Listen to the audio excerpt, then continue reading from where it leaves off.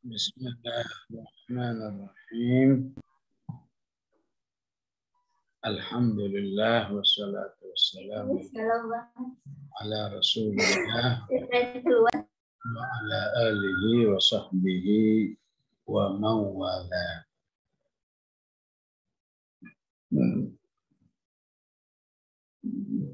Allahumma arhamna bil Qur'an waj'alhu lana imaman wa hudan wa rahmah. Allahumma dzakirna minhu ma nasina wa 'allimna minhu ma jahilna warzuqna tilawatahu al-layli wa ana. Alhamdulillah, kembali kita lanjutkan kaji Quran kita. Semoga ini menjadi awal datangnya hidayatut taufiq. Karena hidayah itu ada dua. Ada hidayatul taufiq, ada hidayatul irsyad. Ya. Maka siapa yang mau ngaji, mau belajar, mau mendengar, berarti dia sudah mendapat hidayatul irsyad. Hidayah yang sifatnya mengetahui jalan-jalannya, ya, ibarat bagaimana cara pergi ke Bandung, ya lewat sini, lewat sini, lewat sini. Itu namanya hidayatul irsyad. Ketika seorang sudah sampai ke Bandung, itu namanya hidayatul taufiq. Ya. Bagaimana cara menyehatkan badan? 1, 2, 3, 4. Itu namanya hidayatul irsyad. Kemudian satu-satu dilaksanakan. Itu namanya hidayatul taufiq. Ya, begitulah insya Allah kajian Quran ini menjadi satu hidayatul irsyad. Ya. Artinya bagaimana mungkin manusia akan mendapat hidayatul taufiq jika hidayatul irsyad saja tidak mendapatkan. Ya. Oleh karena itu, jangan pernah meremehkan hidayatul irsyad. Ya. Baik meremehkan mencarinya, ya. Gitu aja saya juga bisa. Ya. Baik meremehkan mendapatkannya, cuma gitu-gitu aja. Ya. Karena tidak mustahil. Ya. Siapa yang mendapat hidayatul irsyad, istilahnya mendapat ilmunya. Ya. Maka insya Allah 50% sudah mendapat mendapat hidayah Allah itu, tinggal melaksanakannya. Ya. Sehingga apabila belum, bersabar saja. Ya. Jangan sampai kita udah ngaji tiap Rabu aja masih begini, apalagi nggak ngaji. Ya. Kita sudah ditarbiyah sekian tahun masih begini, apalagi nggak tarbiyah. Ya. Maka tidak mungkin hidayatul irsyad itu sia-sia. Ya. Istilahnya punya hidayatul irsyad 1000, bisa baru dilaksanakan 100 saja, itu insya Allah sudah beruntung bagi, itu sudah sangat menguntungkan, ya, kehidupan orang-orang beriman. Ya. Baik, kemarin Allah menjelaskan bahwa dirinya sangat mencintai, ya, orang-orang yang berperang di jalannya bagaikan sofan, ya, yang tersusun rapi atau berbaris secara rapi bagaikan bunyanun marsus, ya, bangunan yang kokoh kuat. Ya. Maka penting kita mengetahui apa saja yang diketahui oleh Allah atau yang dicintai oleh Allah. Ya. Maka Yang paling banyak adalah innallaha yuhibbul muhsinin. Allah mencintai orang-orang yang muhsin. Muhsin artinya orang yang berbuat baik, ya. Baik berbuat baik dengan hablum minallah, ya, beramal, berakidah yang benar. Hablum minan nas juga disebut muhsin, ya. Ya, maka belajarlah pribadi muhsin itu dari Nabi Yusuf. Karena kalau kita kaji surat Yusuf, Allah menyebut Nabi Yusuf itu kurang lebih 5 kali dengan kata muhsinin. Ya. Allah mencintai orang-orang yang banyak bertaubat. Allah yuhibbut tawwabin, yuhibbul mutatahhirin. Ya. Bertaubat itu baik dengan ucapan, astagfirullah, ataupun yang lain, Allahumma anta rabbi la ilaha illa anta. Ataupun dengan amal, ya. Ketika kita bertobat, kita mau melakukan amal ini, amal itu, ataupun zikir, ya. Kemudian yang dicintai oleh Allah mutatahhirin, ya, orang yang banyak bersuci, ya. Baik bersuci dari hadas, artinya orang selalu wudu, maupun bersuci dari kondisi jiwa. Yang keempat, Allah mencintai orang yang sabar. Innallaha yuhibbus sabirin. Ya. Yang kelima, innallaha yuhibbul muttaqin. Allah mencintai orang yang bertakwa. Yang keenam, innallaha yuhibbul mutawakkilin. Allah mencintai orang-orang yang selalu bertawakal. Ketujuh, innallaha yuhibbul muqsitin. Allah mencintai orang-orang yang selalu bersikap adil, ya. Menempatkan sesuatu sesuai dengan tempatnya, dengan kondisinya, ya. Karena muqsitin itu tidak harus sama, ya, tapi pas sesuai dengan kondisinya, itu yang muqsitin. Ya. Innallaha yuhibbul mutasaddiqin. Allah suka kepada orang-orang yang, ya, banyak berinfak kepada orang lain. Ya.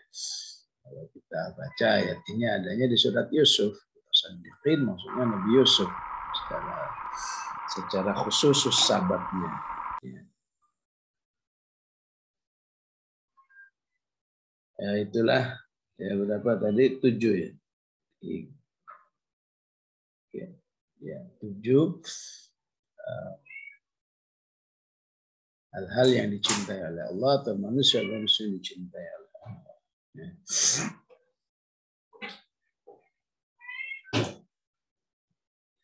Innallaha yuhibbul ladzina yuqatilun. Ya. Qital tentu maksudnya angkat senjata. Maka ayat ini harus dipahami seutuhnya sesuai dengan ayat-ayat yang lain tentang al-qital, fikratul qital di dalam Al-Qur'an. Ya. Memang kalau dipahami sendirian pasti kesimpulannya tuh, ya, Islam memang agama kekerasan, agama pedang. Ya. Ya, dilihat apa yang ada di surat, apakah Nisa, apakah Taubah, apakah Al-Hajj. Ya. Intinya, ya, Islam tidak menjadikan al-qital sebagai alternatif utama. Ya. Al-qital itu dijadikan sebagai apa? Ya, sebagai pembelaan diri. Karena di dunia ini, ya, hanya kaum muslimin yang apabila kuat dia akan menyayangi sesama.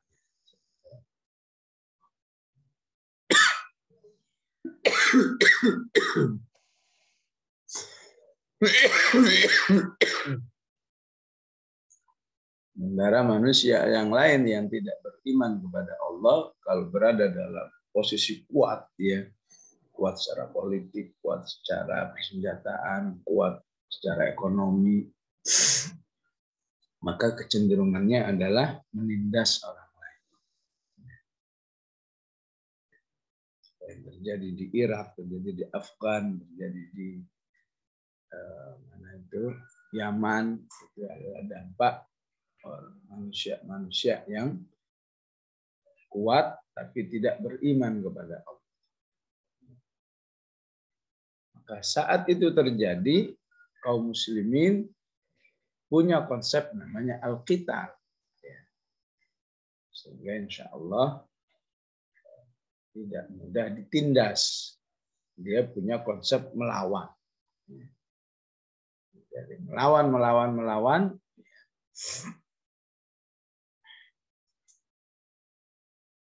Insya Allah menjadi kuat.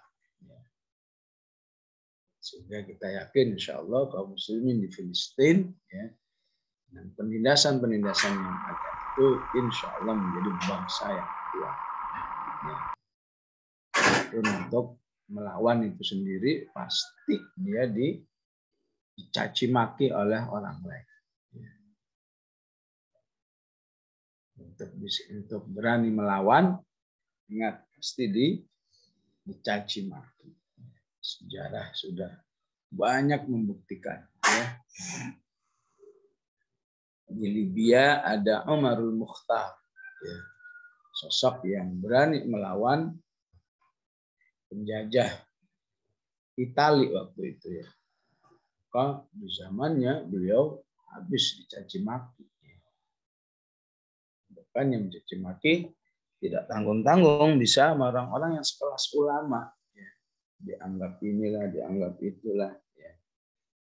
Tapi Allah Maha tahu siapa yang berjuang betul-betul karena Allah dan siapa yang menjadi pecundang.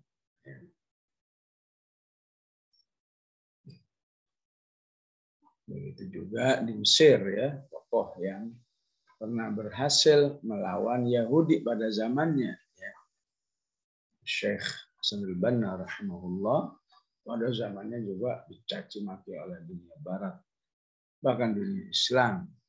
Padahal jelas-jelas niatnya melawan Yahudi dan Allah menangkan di perang melawan Israel pada zaman itu.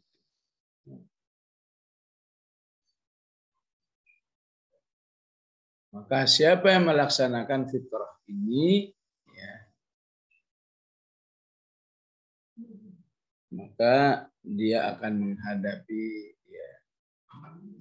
caci maki dari orang-orang yang tidak setuju dengan perbuatannya. Jadi ayat kelima kita akan mendapatkan tema yang sangat beda. Tiba-tiba tentang Nabi Musa. Ayat ke-6 tiba-tiba tentang Nabi Isa alaihissalam, nyempil sendirian. Apa saja yang bisa kita pahami, istilahnya apa, munasabah ya, korelasi dengan pembahasan al-wala dan bara dari al-mujadilah, al-hasyr, al-mumtahanah, masuk as-saff ya. Dan akan kita bahas bahwa al-qital itu merupakan puncak wala dan bara manusia. Walaknya kepada Islam, baraknya kepada kekufuran. Tiba-tiba ada ayat Nabi Musa, Nabi Isa. Maka salah satunya jamaah rahimakumullah yang bisa kita pahami dari kisah Nabi Musa Isa di sini adalah salah satunya adalah taqwiyah. Apa itu taqwiyah? Penguatan. Bahwa orang yang betul-betul berwala kepada Islam, orang betul-betul ingin memperjuangkan agama Allah dan seterusnya, pasti menghadapi permusuhan.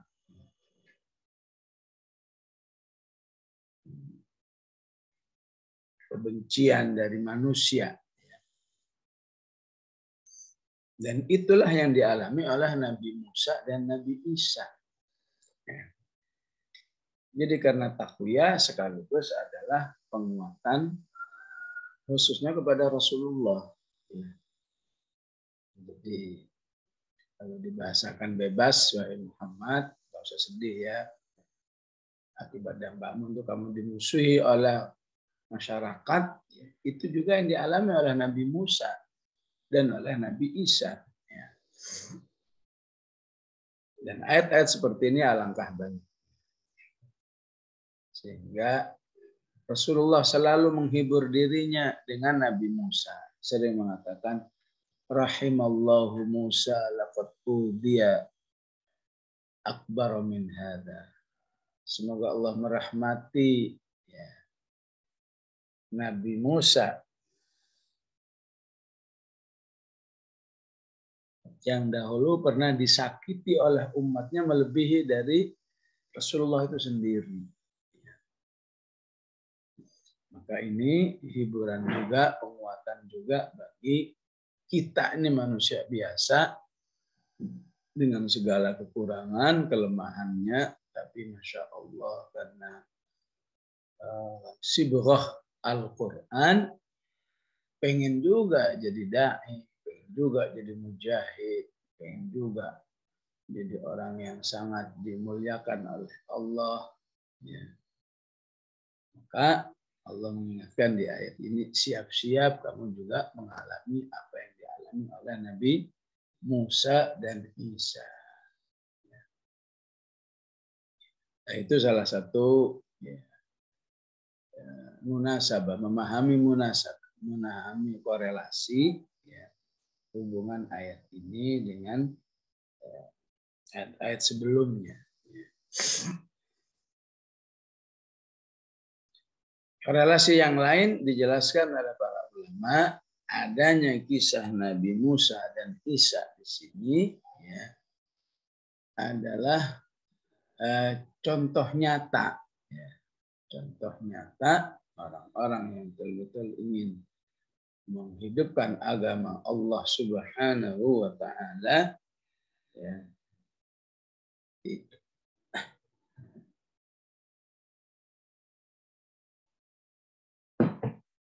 tidak akan berlepas dari ujian.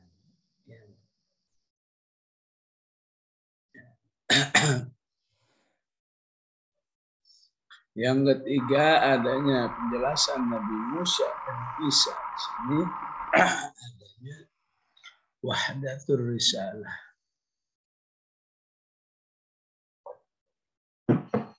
Adanya kesatuan misi. Ini memang mendapat pembahasan istimewa di ayat ini karena memang ayatnya beda sendiri ya. Tiba-tiba bicara Musa, tiba-tiba bicara Isa. Maka siapa yang berada dalam kondisi wahdatur risalah, kesatuan misi, maka akan menghadapi risiko yang sama dengan nabi-nabi terdahulu.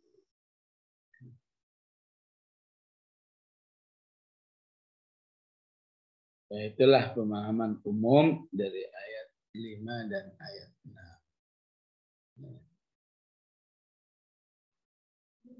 Oleh karena itu, tepatlah jika para asatid yang ada sering memotivasi umat dengan kisah Musa alaihissalam. Seorang ustadz mengatakan, misalnya, para jamaah, sebenarnya di zaman dahulu itu yang berprestasi Musa atau Fir'aun.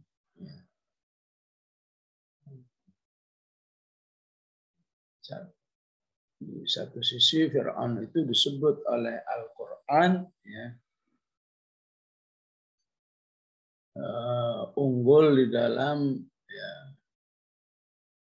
unggul dalam kekuasaannya yang absolut.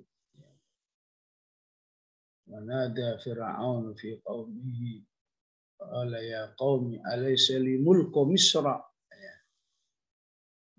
Bukankah aku ini penguasa Mesir? Wa hadhil anharu tajri min tahti. Dan lihat istanaku yang sangat megah ini, di bawahnya mengalir sungai-sungai. Afala tubsirun. Jadi siapa yang hebat, saya atau Musa? Am ana khairun min hadzal ladzi huwa mahin wa la yakadu yubin. Ya. Jadi Fir'aun dengan segala ya kemegahan keduniaannya. Wa qala Musa rabbana innaka ataita fir'auna wa mala'ahu zinatan wa amwalan fil hayatid dunya. Wah, jangan ditanyalah kesuksesan secara materi. Musa punya apa? Ya. Nggak punya apa-apa. Begitulah Allah menguji manusia. Ya. Yang memang ingin menghambakan diri kepada Allah, nggak peduli. Musa dengan segala kekurangan materinya, yang penting dirinya diajak kepada Allah. Fir'aun dengan segala keunggulan materinya. Kalau istilah sekarang Musa atau Fir'aun, ya, yang sekarang ini unggul dalam pembangunan infrastruktur. Ya. Itu juga yang dialami Fir'aun. Sehingga manusia betul-betul dalam ujian. Mau tunduk kepada Allah atau mau tunduk kepada fenomena-fenomena ya, kehidupan materi. Tunduk kepada Allah nggak peduli. Nggak peduli manusia itu seunggul apapun dalam kematerian. Maka dia tetap memilih Allah. Yang terfitnah oleh materi, maka melihat Fir'aun itulah yang benar. Ya. Karena itu pada akhirnya ya, keunggulan materi itu akan dihancurkan oleh Allah Subhanahu wa taala. Akhirnya Allah katakan apa? Kam taraku min jannati wa 'uyun wa zuru'in wa maqamin karim. Kadzalika wa awrathnaha qauman akharin. Berapa banyak infrastruktur kekayaan yang dibangun oleh Fir'aun, kemudian Fir'aunnya sendiri musnah, ya. Akhirnya ya, kekayaan itu dimiliki oleh orang lain. Sementara pahala Allah itu abadi dalam kehidupan manusia. Nah, itulah yang memang hasil yang harus dipahami oleh orang-orang beriman yang selalu baca Quran ini, karena dia tidak akan pernah lepas dari kisah-kisah Musa ataupun Isa alaihissalam.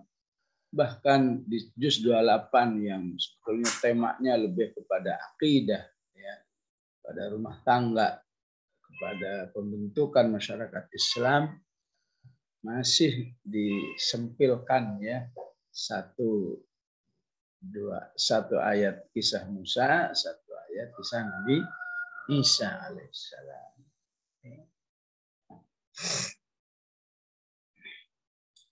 Wa idh qala Musa, dan biasanya idh artinya uzkur, ya. Ingatlah ketika Musa berkata kepada kaumnya.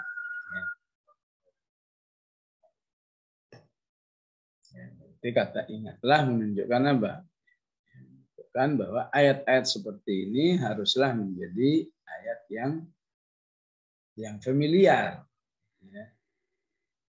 Baik dengan wa'id atau dengan wadhkur, ya. Waktu surat Maryam yang kita pelajari kan banyak udhkurnya, ya. Wadhkur fil kitabi Maryam, wadhkur fil kitabi Ibrahim, wadhkur fil kitabi Musa, wadhkur fil kitabi Idris, wadhkur fil kitabi Ismail. Ya. Ya, di ayat lain menggunakan kata id. Maksudnya sama. Sebutlah, sosialisasikanlah, ya, dan seterusnya, sehingga orang-orang beriman itu tidak pernah merasa awam, asing terhadap kisah-kisah para anbiya. Dan ingatlah ketika Musa berkata kepada kaumnya, wahai kaum, pakai wahai, ya kaum. Di ayat yang lain nggak ada ya kaum.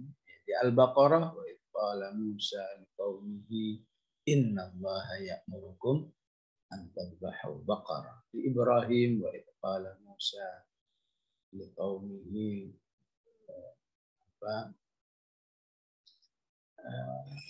ingatlah ya di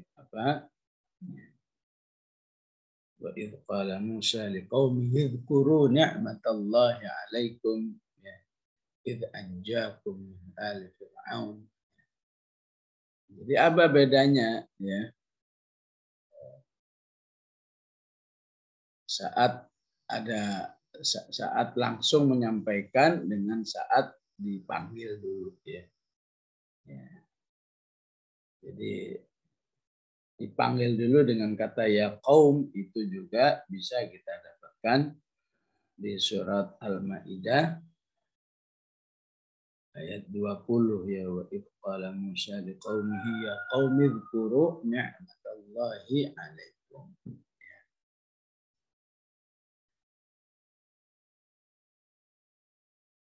Jadi jamaah rahimakumullah, yang harus kita pahami perbedaannya ya, saat Nabi Musa nggak perlu memanggil kaumnya, nggak ada ya kaumnya, maka itu berarti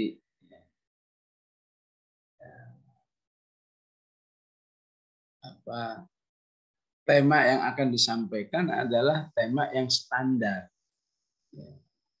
Tapi ketika ada ya kaum, maka temanya adalah tema yang luar biasa.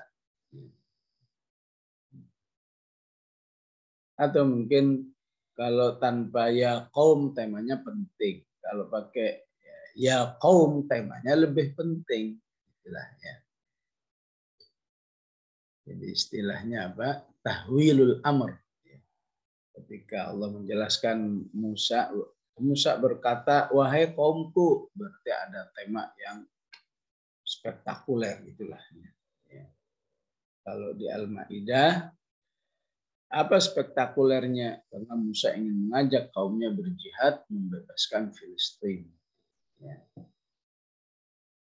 Kalau di sini spektakulernya karena Musa ingin ya kaumnya berhenti membencinya, ya, menyakitinya, karena membenci orang yang soleh, membenci orang dai, apalagi menyakitinya, ya, itu bisa mengantarkan kepada terhentinya atau tertutupnya hidayah, kecuali orang itu ya, bertobat. Bagaimana seorang bisa tertarik kepada nilai-nilai Islam kalau kepada penyampainya boro-boro dengar, yang ada malah ingin menyakiti, ingin membunuh dan seterusnya.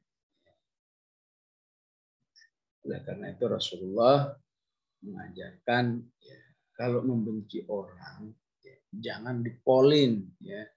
Benci ya benci, sisainlah barang 25%. Siapa tahu ya kebencianmu yang nggak utuh itu justru nanti akan berubah. Ya. Mencintai juga begitu. Jangan mencintai 100%. Cintailah 90%. Ya. Rasulullah mengatakan, ahbib habibaka hubban ma wa abghid baghidaka bughdhan ma.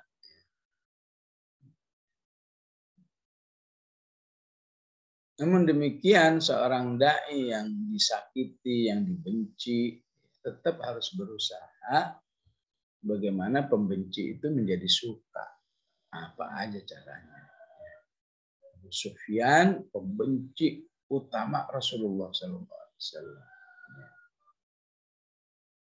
Suatu saat, panjang ceritanya ya, intinya suatu saat Rasulullah merasa ada peluang untuk menikahi putrinya yang sudah lebih lama masuk Islam, ya, Ramlah binti Abi Sufyan, atau disebut dengan Ummu Habibah. Ya.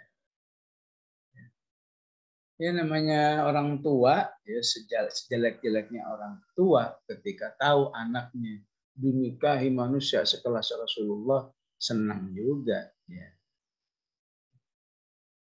Waduh, saya malah dinikahi. Ya.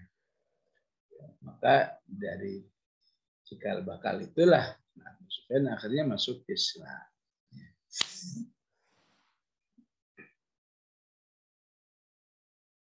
Kemudian yang perlu kita pahami juga, mungkin di kesempatan lain pernah sudah kita bahas, ya. Al-Quran mengistilahkan kaum Musa dan ashabu Musa. Ya, kalau ibu baca Asy-Syu'ara di situ ya, pakai kata ashabu Musa. Ada kaumnya Nabi Musa, ada sahabatnya Nabi Musa alaihissalam.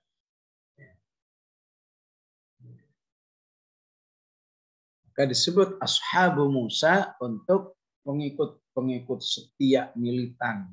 Ya. Kaum umum. Ya. Bisa militan, bisa enggak. Ya.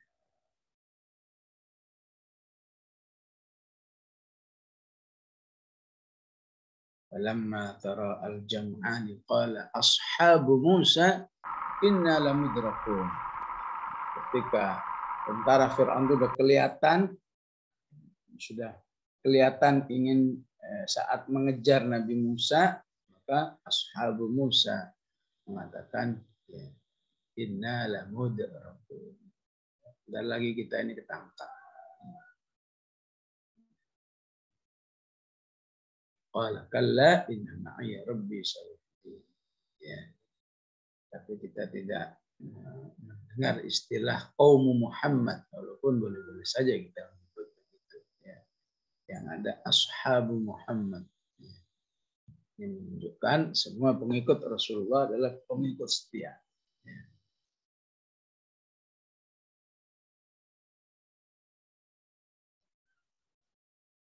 Wahai kaumku, mengapa kalian menyakitiku? Padahal engkau tahu aku ini adalah utusan Allah kepada kalian. Ya. Qaumi lima tu'dzuna. Ya. Tema seperti ini sudah pernah kita pelajari dulu di Al-Ahzab, ya. Di akhir surat Al-Ahzab, ya. Masih ingat di ayat berapa itu 68 ya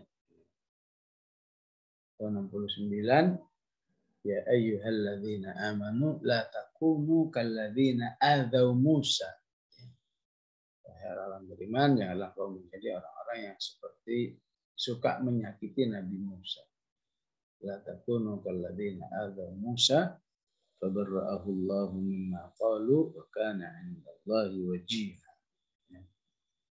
Berarti jika dikaitkan dengan Al-Ahzab, ya, 60 berapa tadi 69, maka yang dimaksud menyakiti di sini adalah membuli, ya. Mencitrakan bahwa Nabi Musa itu jelek, ya. Bahkan di surat Al-Ahzab itu jeleknya itu bahkan sampai jelek secara fisik, ya. Fabarra'ahullah. Kenapa Allah sampai mengatakan maka Allah menepis, ya, pembulian Bani Israel terhadap Nabi Musa, karena yang dimaksud adalah menyakiti Nabi Musa dengan mengopinikan bahwa fisiknya bermasalah, ya. Bahwa Nabi Musa itu diisukan adrat. Ibu tahu nggak adrat? Adrat itu ya, laki-laki yang mengalami bagian kemaluannya yang membesar, tempat dua telurnya itu membesar. Kondor, tahu kondor nggak?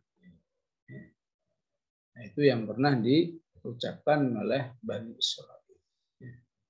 Sehingga Allah dengan cara tertentu membuktikan bahwa apa yang disebarkan oleh Bani Israil tentang Musa, bahwa Nabi Musa adrat, itu hoax semuanya, bohong, sekedar ingin mengopinikan opini yang jelek tentang Nabi Musa alaihissalam.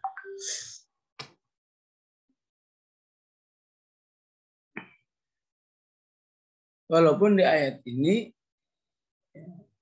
ataupun di ayat yang lain tidak dijelaskan secara definitif, tafsir yang menjelaskan bahwa bentuk menyakitinya itu adalah diisukan mengalami suatu kondisi yang jelek,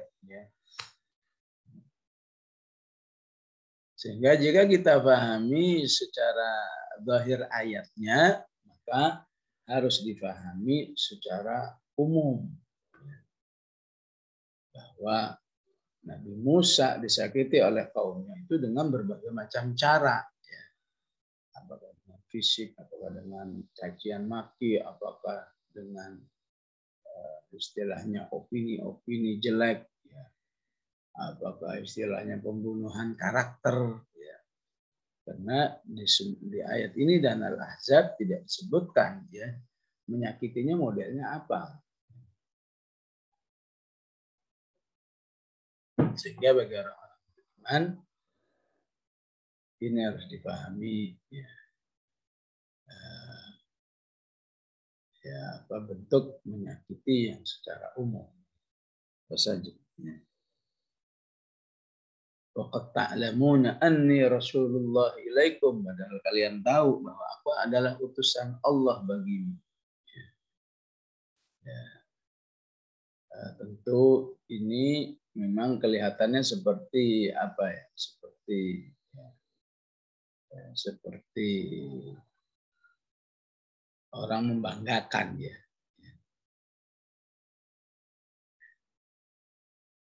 Tapi sungguhnya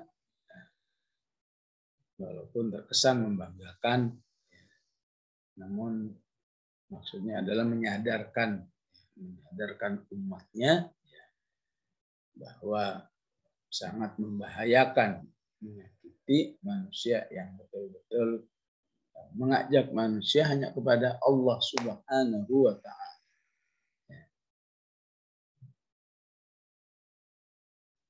Seharusnya seorang Rasul dihormati, diikuti, dibela. Nabi Musa mengingatkan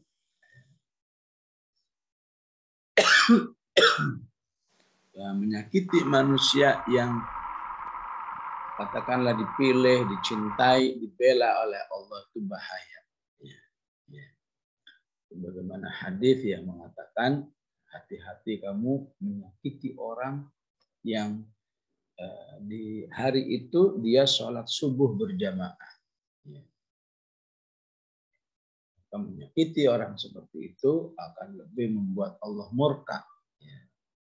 Menyakiti siapa saja nggak boleh, tapi menyakiti orang yang dicintai oleh Allah, misalnya di hari ini dia sholat subuh berjamaah, dia qiyam, dia sholat qabliyah dan seterusnya, itu sebenarnya lebih membahayakan bagi manusia. Nah ini maksudnya mengapa Nabi Musa perlu mengatakan, ini kan Rasul, punya utusan dari Allah, berarti dicintai oleh Allah dan seterusnya. Sehingga apa yang kalian lakukan menyakitiku itu bobotnya di sisi Allah lebih membahayakan. Falamma zaghu azaghallahu qulubahum. Ketika mereka semua memilih jalan kesesatan, maka Allah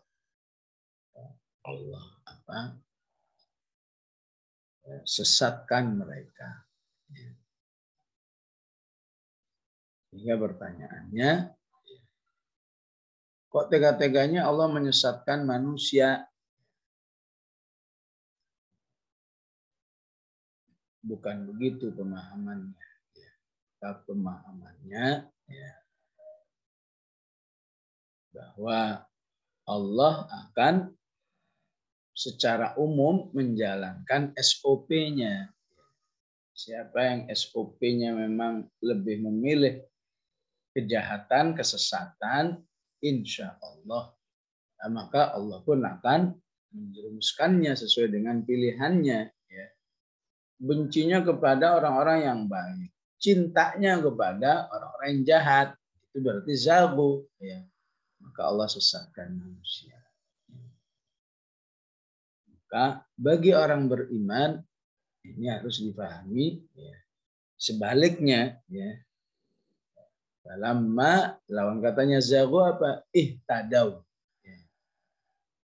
Ketika manusia itu ihtadau, berusaha memilih jalan hidayah, karena ingin dapat hidayah ngaji, karena ingin dapat hidayah sebutlah ikut sebuah komunitas agar dirinya juga senang Quran, maka Allah juga akan tolong. Allah akan tolong sampai ke jalan hidayah. Itulah yang tadi saya istilahkan dari ayat ini dipahami bahwa hidayah itu ada hidayatul irsyad, ada hidayatul taufiq. Siapa yang qiyamul lail, Allah akan mencintainya, Allah akan menyelamatkannya dari neraka. Dalam hadis yang mengatakan ajaban, ajiballahu li mu'minaini, Allah merasa kagum, bangga terhadap dua macam hambanya. Salah satunya hamba yang malam, yang bangun malam. Info ini namanya hidayatul irsyad. Besok mau saya laksanakan, itu namanya hidayatul taufiq. Waduh, alangkah sayangnya saya tidak menjadi orang yang dikagumi Allah istilahnya, maka dia bangun. Bangun melaksanakan salat, itu namanya hidayatul taufiq. Maka kalau ada orang sampai mengalami seperti ini, azaghallahu qulubahum, berarti dia memang lebih memilih istilahnya dalalatul irsyad. Lebih memilih senang, simpati, bahkan mempelajari, bahkan bergabung dengan orang-orang yang sesat. Maka akhirnya Allah sesatkan. Lamma zaghu azaghallahu qulubahum. Dalam ayat ini konteksnya adalah ketika nggak henti-hentinya manusia itu menyakiti nabinya, dilecehkan, diopinikan opini yang negatif, akhirnya Allah sesatkan. Lamma zaghu azaghallahu qulubahum. Karena orang-orang yang terhadap ajaran Allah itu membenci, memerangi, dan seterusnya, itulah contoh orang fasik. Dan siapa yang fasik tidak akan ditolong oleh Allah. Mendapat hidayah. Wallahu la yahdil qaumal fasiqin. Nah, itulah mengapa tadi kita bahas 7 amal-amalan yang dicintai oleh Allah. Siapa yang berusaha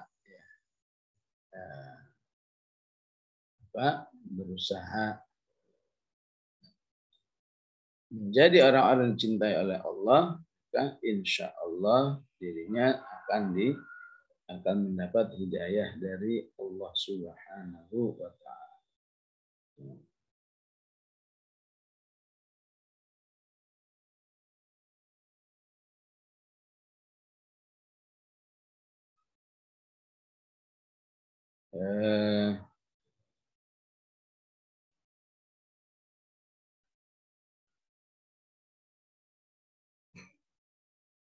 Baik jamaah rahimakumullah, sementara ini yang bisa kita pahami, insyaallah kita lanjutkan di ayat yang keempat. Wallahu a'lam, sallallahu ala sayyidina Muhammad wa ala alihi wa sahbihi wasallam. Alhamdulillahirabbil alamin.